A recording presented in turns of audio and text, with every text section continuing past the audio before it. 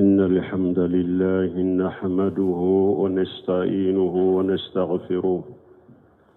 ونعوذ بالله من شرور أنفسنا ومن سيئات أعمالنا. من يهديه الله فلا مضل له ومن يضلل فلا هادي له، وأشهد أن لا إله إلا الله وحده لا شريك له، وأشهد أن محمدا عبده ورسوله. أما بعد، يا أيها الذين آمنوا اتقوا الله حق تقاته ولا تموتن إلا وأنتم مسلمون. يا أيها الناس اتقوا ربكم الذي خلقكم من نفس واحدة وخلق منها زوجها وبث منهما رجالا كثيرا والنساء، واتقوا الله الذي تساءلون به والأرحام إن الله كان عليكم رقيبا. يا أيها الذين آمنوا اتقوا الله وقولوا قولا سديدا يصلح لكم أعمالكم ويغفر لكم ذنوبكم، ومن يطع الله ورسوله فقد فاز فوزا عظيما. أما بعد، فإن خير الحديث كتاب الله، وخير الهدي هدي محمد صلى الله عليه وسلم، وشر الأمور محدثاتها، وكل محدثة بدعة، وكل بدعة ضلالة، وكل ضلالة في النار. أيها المسلمون، جاء في حديث معاذ بن جبل رضي الله عنه أن رسول الله صلى الله عليه وسلم أوصاه فقال: اتق الله حيثما كنت، واتبع السيئة حسنة تموها، وخالق الناس بخلق حسن. رواه الترمذي وحسنه الشيخ الألباني. أنبياء لتنو أنبا يفضلي أنبا دمنيني أنبا نيني على في أكان كشي كباني ركون تورو منان كبارا جغو نيالاي جوم من كندا ودي كندا بغاي نيالاي جوم من فيلي كندا بغاتي سرولا.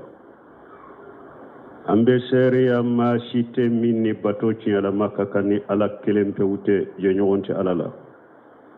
أنبا سيري محمد ولا كجون ولا كجيدن دو كسيني نما بكا.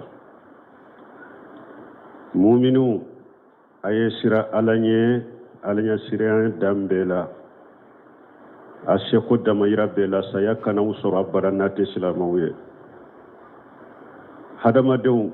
aye sira alanya masami nyawda kabo ninkelela ko ninkele furumuso da kabo ola kace chaman muso chaman chari kabo ola aye sira sinjinye akana tige akado alaye korosili bagade auka. Muminu aye sira alaye aka kuma tilelew ni sababa kuma ufo ni mogo min tugura ala koy tugura ciden ko iyen ni yoro soro ni yoro min kabbo kosobe no temina kaboye kuma min kawsa kuma beye wayala ka kuma de min ye qur'anaye tabolo ni kanda shiraw kanda shira min kanyi kateme kanda shira beka tabulo min kanyi kateme tabulo beka o ye ciden ka kanda shira na ka tabulo akado ko be juguma ye ko kuraw de dina kono ko kura be bidia be fili be tasuma kono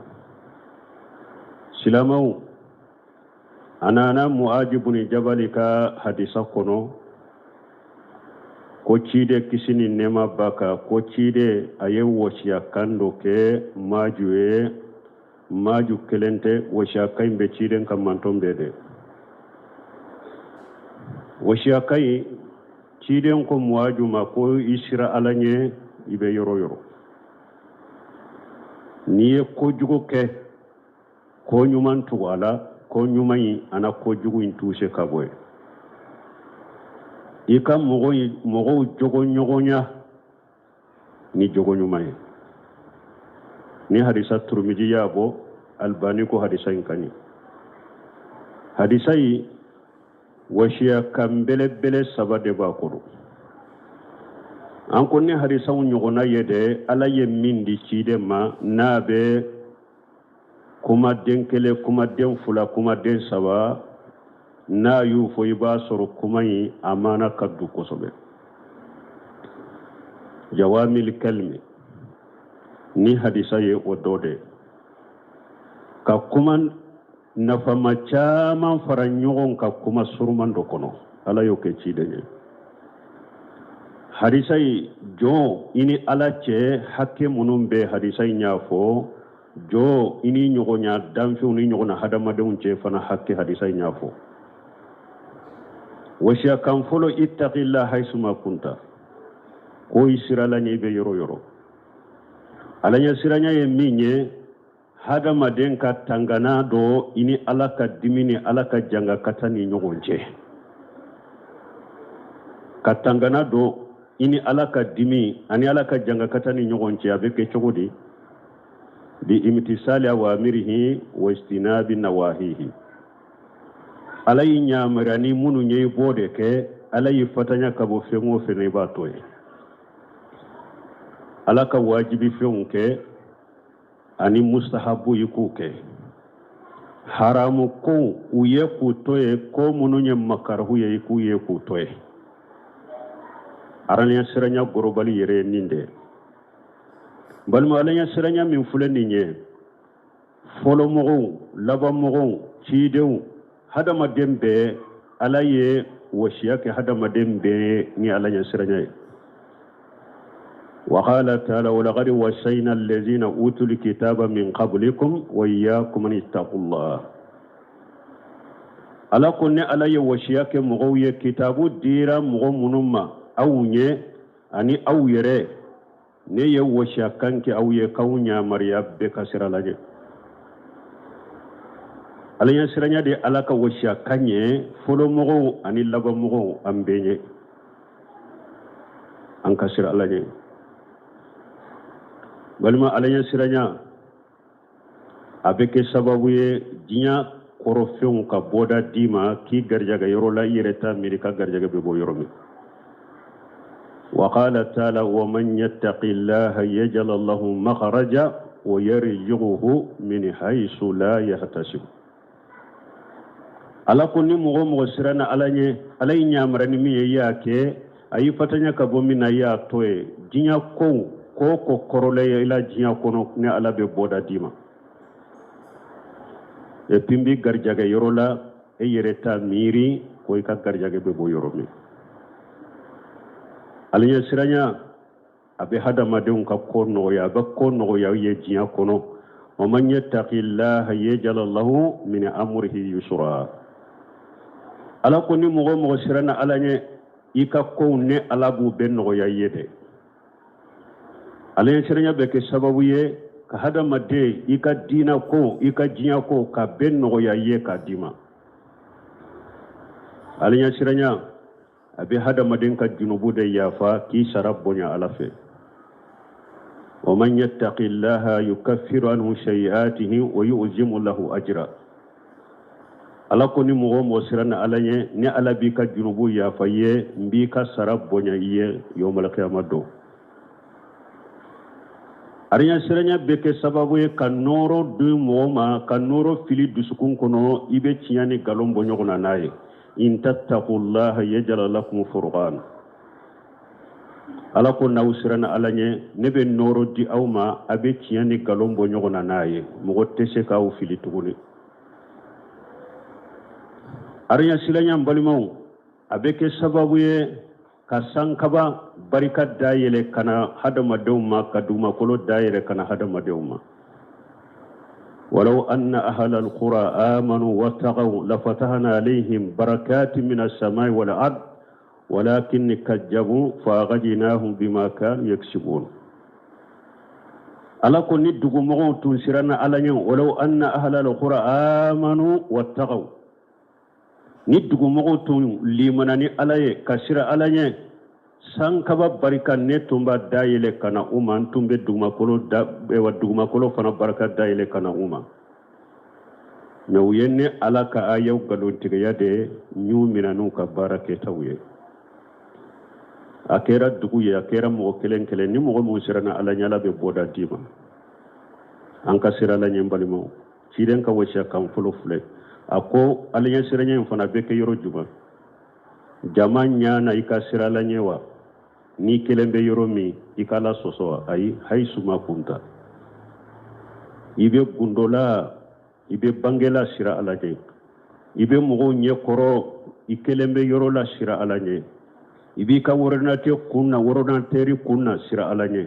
ika telefoni bi bolo iba manipule sira alanye ini ka muso bi ka dilanka sira alanye ibi ka jago yoro la ka bitigi kono sira alanye ibi to nyogo ni je nyogo ncela be barola sira alanye ibe kungo kono na la sira alanye ibe tama la sira alanye ite tama la sira alanye haisu makunta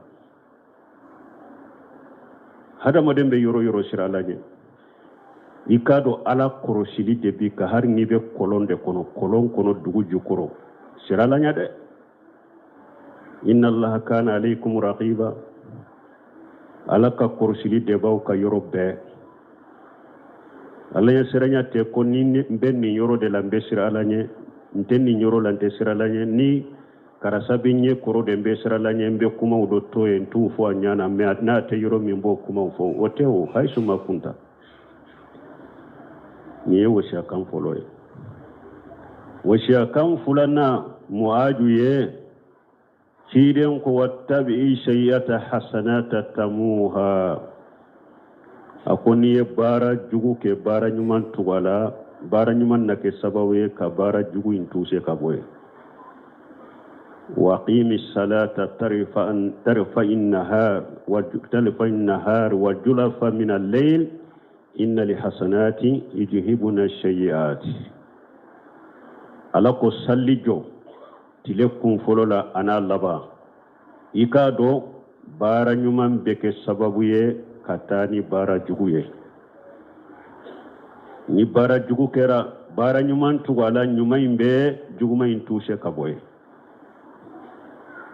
ka bara jugu na kera ka nyuman tugala doye munye tubu iye kuma jugu fo tubi o yoronin kele iye bara jugu ko tubi kata alama wa tubu ila allahi jami'a ayyuhal mu'minun ala ko bekas ayre sagi kata alama abeka tubi kata alama mu'minu alay bede nya mariya ni ko mo min fana ma tubi sisa bafo ne kafiri dewa la tubu dilene to ko kafiriya kera ube kafiriya foraw alkamalu lillah ema e ciida nyere ya fala nya siranya ko fede ni hada maden sirana alanya chogo chogo e yice siri chogo chogo hada maden madafa qataw bosiro yibolo ni qataw munu soro lay bolo saybe tubi kabula wadi yato alako wa tubu ila allahi jami'a ayyuhal mu'minuna ala ye tubu sagi kata mu'minu yere de maw akwa beka yere sagi kata alama inna allaha yuhibbu at-tawabina wa yuhibbu al-mutatahhirin tubu bagaw fana ala bufe mogo munu nye mogo sene yale munye ala bufe ala be tubu bagaw fe aka tubi kata alama bara nyuma do de do na be bara jugu tushe kaboy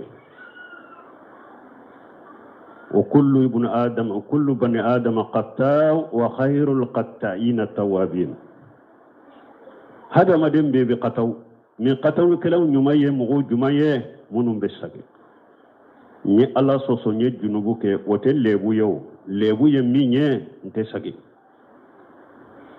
ودل ليبو يو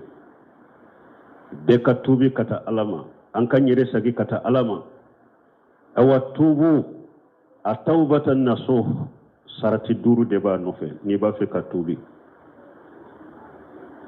كنا نجي توبو مني على با من ايه ابيك سبب كي كجنوب بوغتي كابوي كيا فاي صارت الدور دبا لا دي صارت فلان اخلاص لله تعالى يكتوبو ينقلاشي على كلمه توده توبو كناكي mogo kama tubin kana ke damfendo kama tubin kake ala kelempe wuye asani an nadamu ala fil mashiyati fulanna itunya ala soso minke ikan nimisa ikala soso la. Ashalisu al-ighla'un an tilka al-mashi'ati al-ighla'un an al-mashi'ati fawra.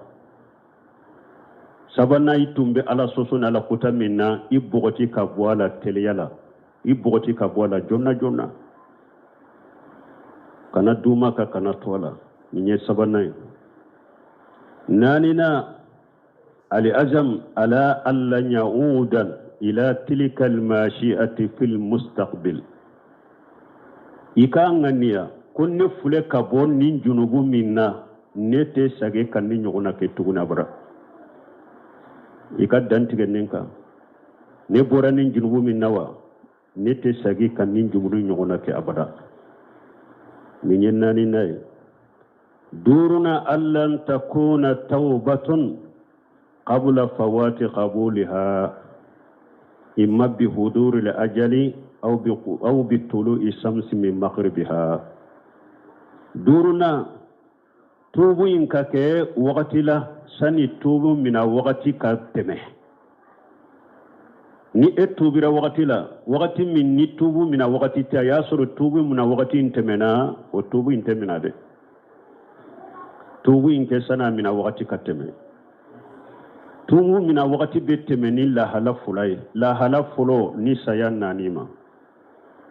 Inna Allah yaqbalu tawbata ahadikum ma lam yuqarqib ciden ko ala be aw dola kelen ka tubu mina ni mabbo kan foy gonon kono ni sayan ni makara ye nyogom mina ni koy be tubi ala makoti ka tubula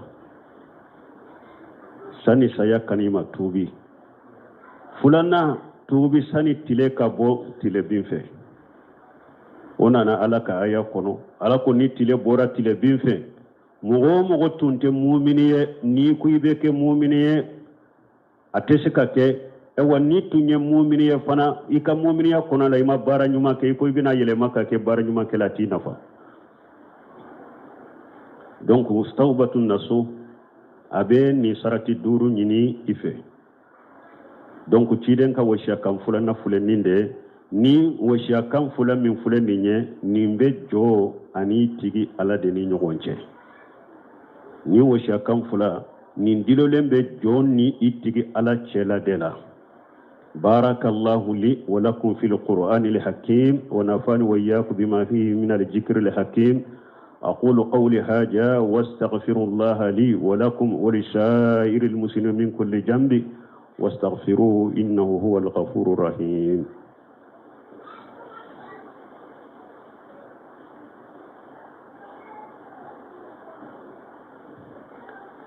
الحمد لله رب العالمين والصلاة والسلام على نبينا محمد وعلى آله وأصحابه وسلم تسليما كثيرا. أما بعد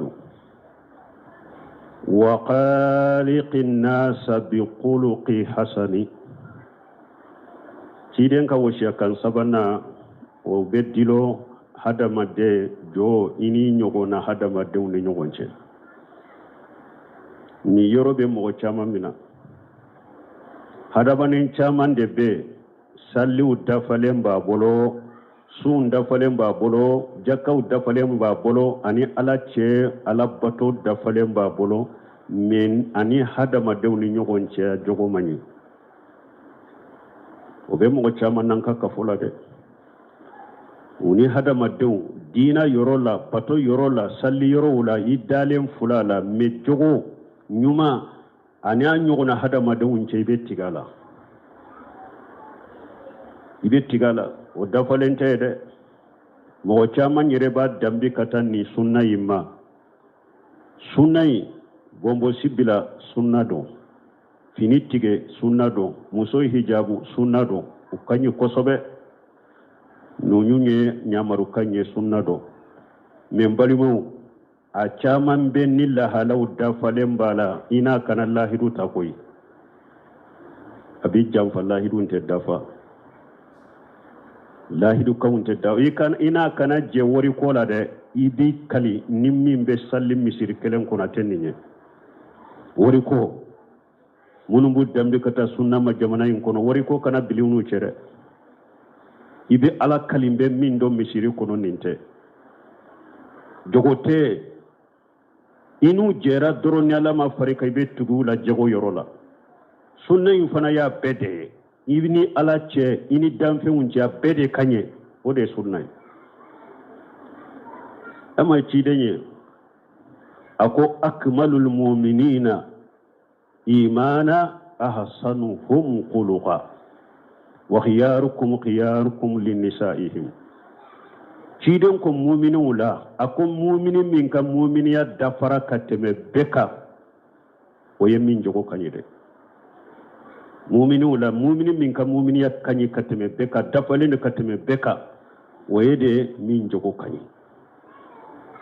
awaka so hera mayede mogo munum be nyuman ke ka musawye tidon ko sallallahu alaihi wasallam ma min shay'in asqal fi mizan al-abd al-mu'min yawm al-qiyamati min husnul khuluqi tidon ko fuidete ni o ka giri do mu'mini ka bara mizane kono qiyama do bara nyuma mizane kono qiyama do ka jogo nyuma bo inna allah yubqidu alfahis albajiya da jugu nen jugu ala bo tigi kore mumini jo mumini foy mangiri ikabara nyuma mi jani kono qiyama ka jogo nyuma bo cidon ko inna khiyarukum ahsanukum akhlaqa akwa ka so heraman silama mo munum kanyi awla muni nu jogo kanyi anka jogo nyumanta ibnu mubaraki ako jogo nyuma ye munya ko bastul wajhi wa bajlun nada wa kafful aja ibnu mubaraki ako jogo nyuma ye munye hada madenka ke nyeda foni nendo mo koro idusku foni nendo inni sonjale ndo mo koro wakati be anika ke fonan shiriye bajlun nada ikake fonan shiriye wakafule aja aniki katora mina kabo mgoma ibnu mubaraki ko jogo nyuma ye nonunye ke mogo min ni sonjale ndo mogo koro ke mogo ye min ye fonan shiriye ke mogo min ba tora mina kabo mgoma ibnu qayyim al-jawzi ako husnul khuluqi yaqumun ala arba'ati arkani bulqaymu ko jogo nyuma ko asigilembe jonse nani de ka nu ko karasa jogo kanye ko asigilembe jonse nani de ka ashaburu ikake sabali bagay wasajaatu anikake chefariye walifatu anikake mogo min ba yere mina kabo junubu na la kutay ni ani mogo ka borola feuma wala adilu ani tilenya ibn qayyim al-jawzi madariju salikin aka kitabu kono ako jogo nyuma nyere sigilembe ni fennani deka abu tafsiri ku sarahu kutubate sakota sabari chefarinya yeremina tilenya balma jogo nyuma nyere sigilembe ni fennani deka ankan jogo nye kata damfe umade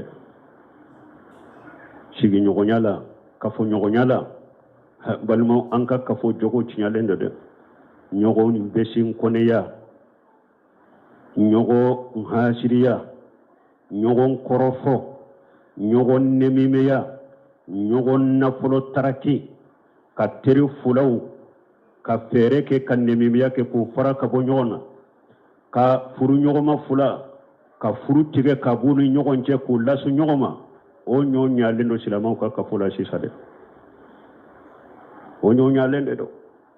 nin telefoni fumu fule ambolo anka seralanye hada madum be unyogona hada madum makomi sani nin telefon nunye anini whatsapp nunye nemime ya mimbe kula korofoli mimbe kula wali muso tige mimbe kula furu mimbe tige nuye ube hada mademi makosa nuye ala yere de badando ala yere de badando de bali mo anka sir ala ne nanyi ala ka hakkew di hakke munum banne ala ce hakke munum be ni jong fana ce o fana yi ka wajibi de kini ala ce di la doronte o ini nyogona hada madum fana hakke be ci dem fule ko de fo maaju ka wasiya sabanana wa khaliqin nas bi khuluqi hasani ala kan jogo nye ala ka silamau cenye ala ku cebe koro folini nememe yani beson kono yani hasiriya minni nyogonu halaki minni mo nyogon mako sam min be silamau nu nyogon ce ala ka haklimandu maka ka jogo nyumandu manubu bilade ربنا آتنا في الدنيا حسنة وفي الآخرة حسنة وقنا عذاب النار ربنا لا تزغ قلوبنا بعد إذ هديتنا وهب لنا من لدنك رحمة إنك أنت الوهاب اللهم اجعل الإسلام والمسلمين وأذل الشرك والمشركين ودمر أعداءك أعداء الدين برحمتك يا أرحم الراحمين سبحان ربك رب العزة عما يصفون والسلام على المرسلين والحمد لله رب العالمين.